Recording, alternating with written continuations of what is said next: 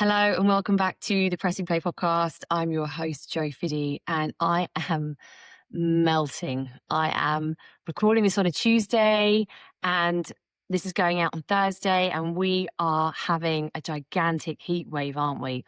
If you're in the UK and Europe, we are feeling it. This almost wasn't filmed. However, this is about body confidence, so I'm filming it anyway, but I am sweltering. The fan is off because it interferes with the sound. And my two girls have taken all my hair ties, and not for themselves, I have to add, for all of their dolls. So I can't even put my hair up because I have nothing. So before I crack on, I want to just say two announcements because it's so exciting. I am going to be rapid tapping at Latitude Festival in Suffolk. Yes, I am.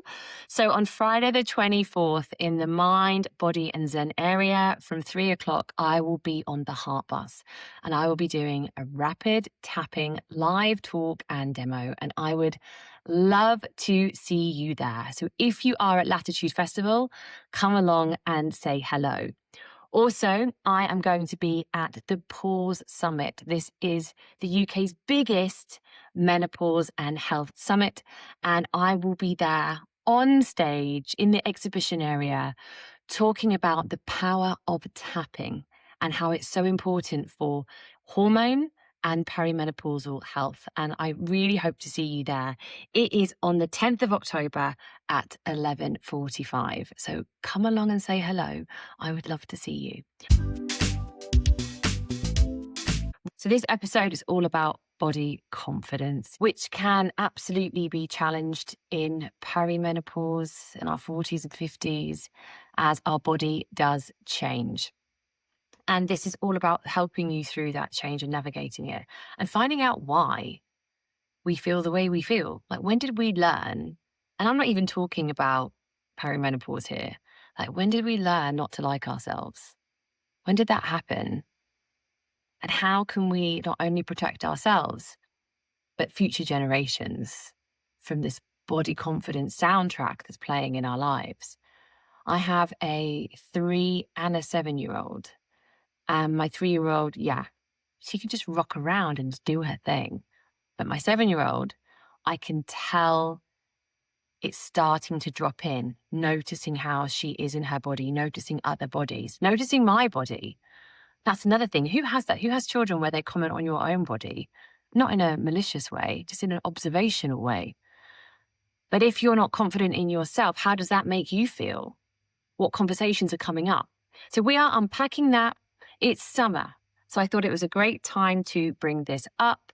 It's bikini time, it's swimsuit time, it is wear less clothing time, and I don't want you to cover up because life is too short to cover up and sit on the sidelines of the pool and not be jumping in and living your glorious life. Because what can happen is, when we allow these beliefs and these stories about our self-worth to embed into our system, we don't work on them, what can happen is we really believe them to be true because it's in your nervous system and your subconscious.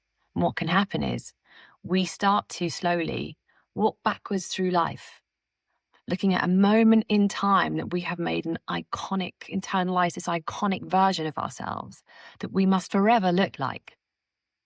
And it might mean that you have a wardrobe full of clothes that you never wear, or you punish yourself. You self-sabotage yourself.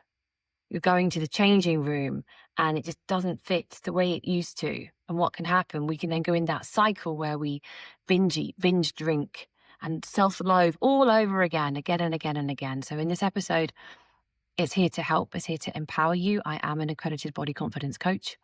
It is my mission to help you feel alive and to find the joy and to live your life and to break the patriarchal views of what we were told and how to be. So let's get started and let's press play. I also believe that we weren't taught enough about our beautiful bodies and brains and minds and all the things that make us us at school. So we always have a little bit of a science lesson. Your body is genuinely changing. That is because estrogen is fluctuating.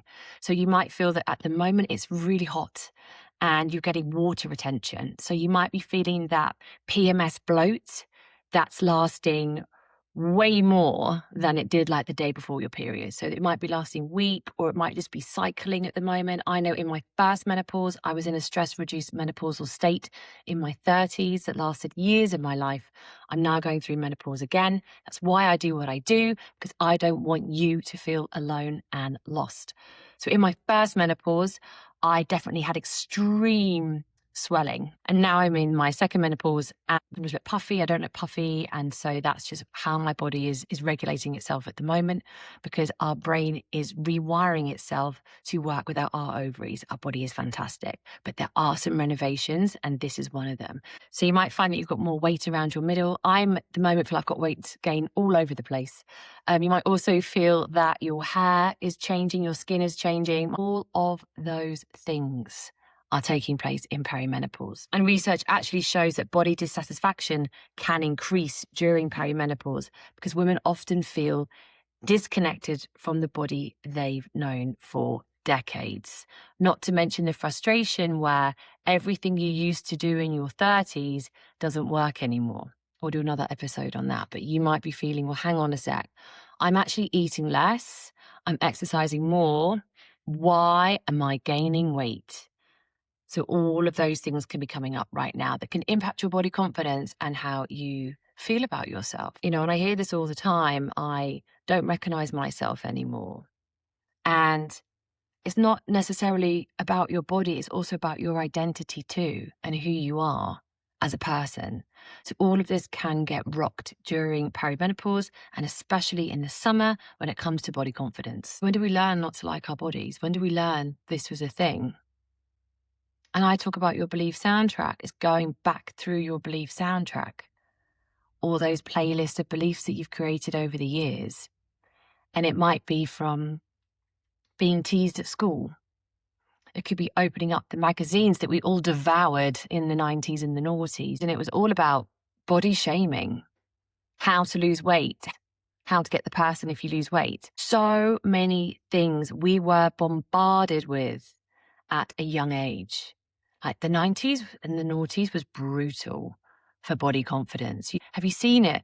Kate Winslet talking about her time on Titanic and how she was criticized so viciously by journalists and the impact that had. It was a really vicious time, and it's going to leave a couple of scars and a couple of marks on us. So is it any wonder that we feel scrutinized? Not to mention fashion.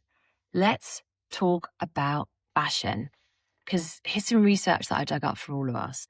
So in 1920s, we had that androgynous, flat-chested, slim-hipped, flapper girl.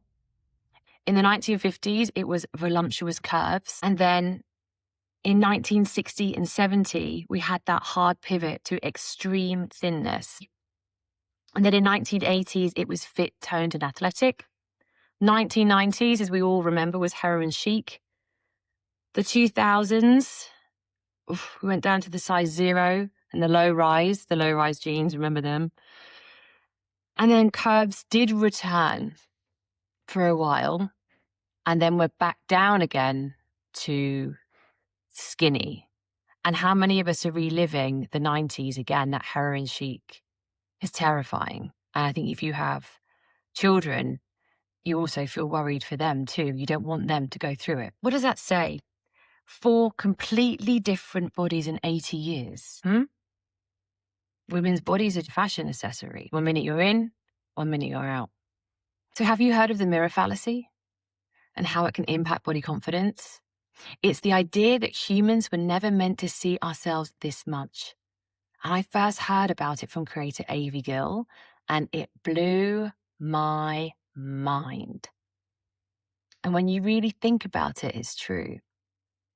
For most of history, we only saw ourselves briefly, like in a ripple of water while riding a horse, or maybe as time went on, a shop window, maybe a mirror now and then. We definitely did not have the capacity to zoom into every detail of our face or body, let alone filter away part of ourselves.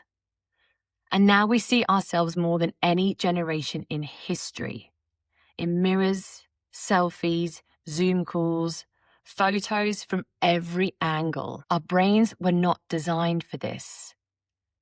They were designed to look at other people, to check whether a person was safe or not. They're designed for connection. And now what's happened is we have a constant self-checking, and it's created a pattern where we compare our body to another. How do they look? How do I look? What are they wearing? What am I wearing? Do they look better than I do? And this, you know this chips at our confidence, especially in midlife and perimenopause. When our bodies are already shifting, we are sensitive to stress, and we are in the throes of a hormonal roller coaster. We used to live by how we felt, not by how we looked. I'll say that again. We used to live by how we felt, not by how we looked. And I think this is absolutely key to the inner work, to live a life based on how you want to feel. And if you've ever worked with me, you know the first question I will ask you is, how do you want to feel? How do you personally want to feel? Knowing how you want to feel and embodying a life based on this creates transformational change. This is the reason why you see me tapping. This is the reason why I bring this work into my life. It allows the body to feel safe, to accept a new belief. Because all we want to feel is safe, isn't it? We just want to feel good and feel safe. And that's what I love about tapping. And then also getting that frequency up as well, and you open yourself up to all those lovely, juicy possibilities. Let's think about it for a second. How many times have you looked in the mirror before a night out, okay, or a day out? I don't go out anymore, but a day out maybe, a brunch. And so how many times have you looked in the mirror before going out? And you'll give yourself a bit of a once over. You have a little look. And do listen to Marla Moonbeam, who talks about how to talk to yourself in the morning. Her episode is delicious. Do check it out. So how many times do you look in the mirror? Okay, you have a look, do your hair, put your dress on. Like, yeah, not bad. Yeah, we're good. Okay, let's go. And you go. And you leave your house and you either go by train or tube or car, walk, whatever you're doing. Off you go, doo-doo-doo, and you're going to work, you're going out, whatever it is. And you're fine. And then suddenly you see someone, another woman, most likely, probably younger, and maybe she's wearing something similar to you. And what does that mean? That negative soundtrack of how you look starts to play. And suddenly your clothes feel tighter, especially in that area that you don't like. Your mind starts racing, and then slowly you start to shrink. You start to cover up. You start to pull at yourself. You start to hate your body, blame your body. How dare your body not compare to that other person? But in those 20 minutes, your body hasn't changed. Your thoughts have. The body that you looked at in the mirror before you left is the same body that you're in right now that feels really uncomfortable. Your body hadn't changed. It's how you feel about your body that has changed, and those thoughts and those patterns that haven't changed. Again, we used to live by how we felt, not by how we looked, because we are incredible.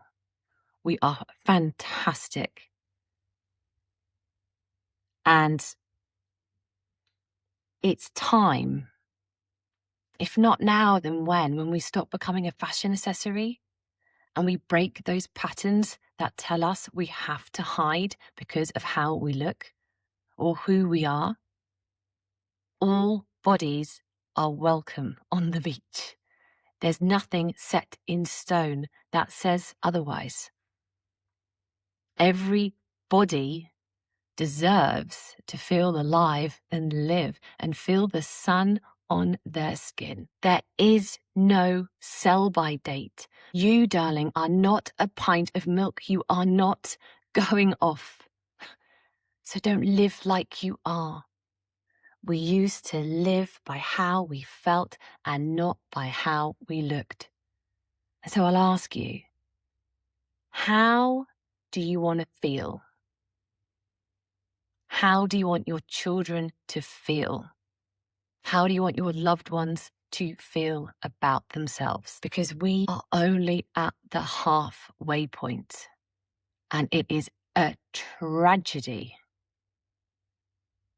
that most women feel they have to cover up for the next half of their life. Not on my watch. I'm going to go through some tips in a minute to help you feel more confident, but just let it land. Who told you this is how it's supposed to be? If something is stirring in you and you think, I don't want to spend the rest of my life not liking myself, then book in a session with me and let's get started. This is the work that I do.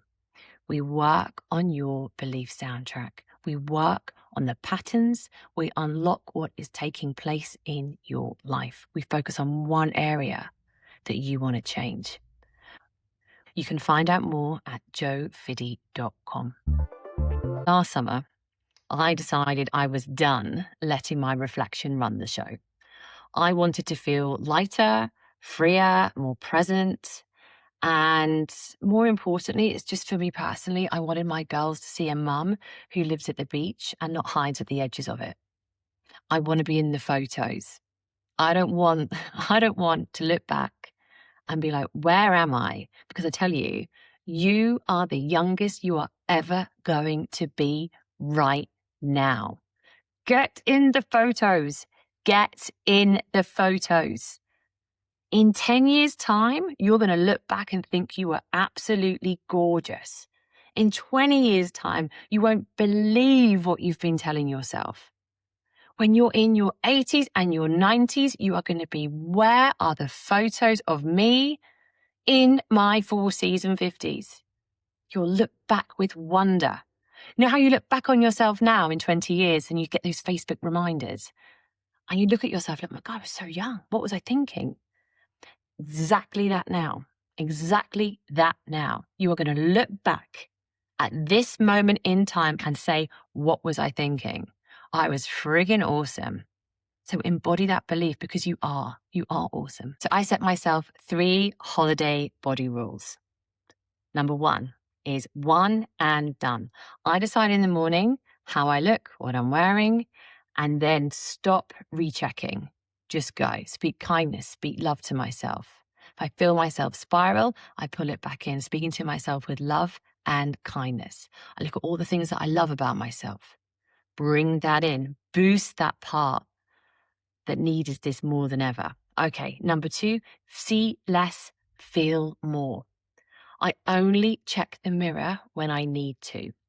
So in the morning, bit of a check, bit of a makeup go. And then I go, and if I go to the loo, I'll then check, in between, check my teeth, do what I need to do. But that's it. There's no zooming in. There's none of that stuff. I literally just go by how I feel. And again, if I feel myself start to go to the other side, I snap myself back. It's catching the pattern. Number 3, snap and live. Take the photo. Live your life. Don't zoom in. Don't take 100. Don't freeze. Just take a photo and go. Live like the 90s. Last summer we had a Kodak camera, 24 film, done and done. It was wonderful. It was absolutely wonderful. I highly, highly recommend it. And the ripple effect is that I'm enjoying my life. Just enjoying myself so much more. Understanding that negative inner voice about my body isn't mine. Same for you, it's not yours. Just feels like it is, but it's not. It's reclaiming your confidence, reclaiming the narrative and having fun. And not being stuck scrutinizing a photo of yourself. Live your life. And I'm also showing my girls that confidence isn't about having that picture perfect moment. It's about living fully and being alive. And that's what matters. So what if this summer wasn't about getting your old body back? What if it was about getting your life back? And what if your body isn't failing? It's going through a transition, and that you don't need to shrink yourself. Your goal is to feel alive. This is your body. This is your summer. This is your life. My darlings, press play on you. Thank you so much. I'll be back next week.